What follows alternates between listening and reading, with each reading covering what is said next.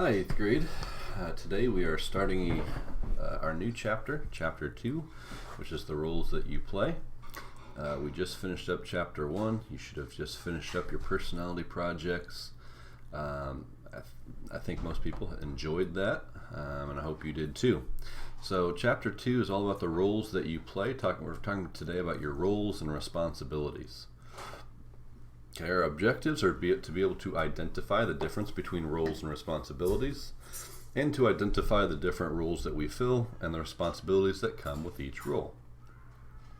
So the first thing I want to talk about is the difference between roles and responsibilities. So you might kind of sometimes get these confused. You might think they're the same thing, but a role is the way in which you behave in a specific situation. So you might have multiple roles in different environments, right? You might have roles that you're in at home, roles at school, roles on the basketball court, okay, roles at church. Okay, there's all kinds of different roles that you might have.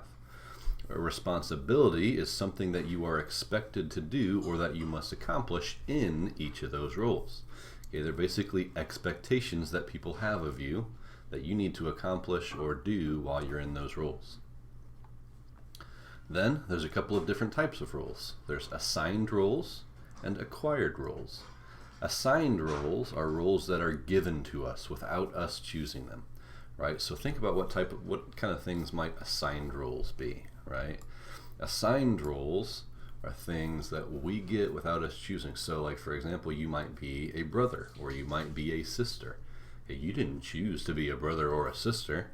Those roles were just given to you, right? Same thing, daughter and son. Okay, you didn't choose to be a daughter or son. They were just given to you. Okay, so those are examples of assigned roles. Acquired roles are roles that we choose for ourselves. So like, I can choose to be an athlete, or I can choose to be a teacher. Okay, you choose to be a teammate, or you might choose to be an employee. Okay, those are all acquired roles that you choose for yourselves. Then it's also important to understand that your roles and responsibilities change depending on your stage of life. So like right now, your role is a student, okay? But then once you get older, once you graduate high school, your role is going to be as a college student. Once you graduate college, your role is going to be as an employee somewhere, hopefully. Your role also might transition into husband or spouse or wife. Your role might increase later to father or mother, right? So your roles and responsibilities change depending on your stage of life. Right now, the age that you're at, the amount of roles that you have might be completely different than the roles and responsibilities that you have when you get older. Okay, and that's okay. Your roles and responsibilities change as you get older. Okay, so the roles that you have in your life really kind of break down into 5 main areas. You have roles at home, you have roles at work. Okay, some of you might work, some of you might not. That's okay. You have roles in school. You have roles with your friends and peers, so basically other people your age. And then you have roles within your community. So let's think about at home. What type of roles might you have at home? Well, those roles might be like son or daughter, brother or sister. Those are the types of roles that you have at home. At work, the role might be co-worker. You might have a role as an employee, okay, as a trainer, if you maybe train other people at your work, I don't know. Okay, but there's a lot of different roles you can have at work.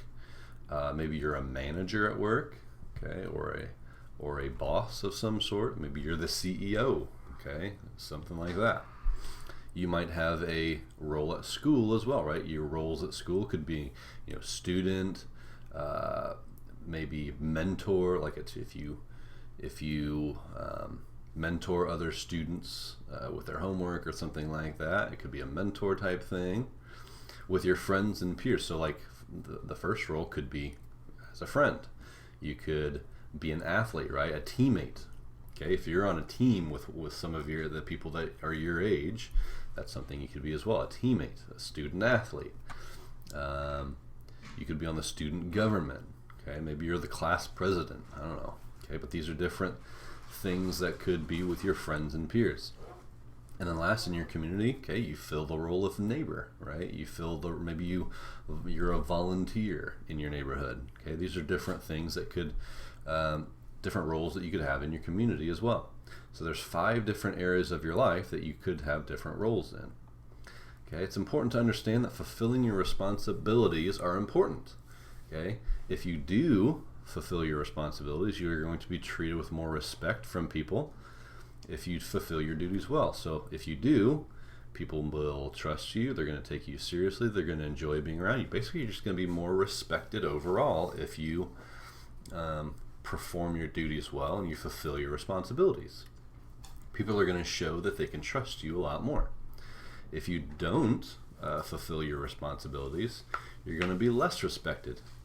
Okay, so people might think you're immature. They could feel that you let them down in a way. They might see you as a slacker. They might find somebody else who will meet their expectations. Right? If you consistently don't fulfill people's expectations, well, eventually they might just lose trust in you altogether, and they're going to find somebody else who will complete their expectations. So this is especially important, like in your future career, right? If you're not meeting your employer's expectations for you, well, they're probably going to let you go and find somebody else who does meet their expectations. So that's something you want to keep in mind, that fulfilling your responsibilities well, like understanding what roles you're in your stage of life, and really taking ownership of those roles and doing them well, is going to really increase people's expectations of you and make people have a lot more trust in you. Okay, so that's really the lesson for today. What I want you to do is go ahead and there's a discussion on Canvas that I want you to post a response to. Basically, it's just a discussion post about your roles, identifying your roles, an important role in your life, and then talking about what the expectations that people have of you in that role. Okay, have a good day. We'll see you later.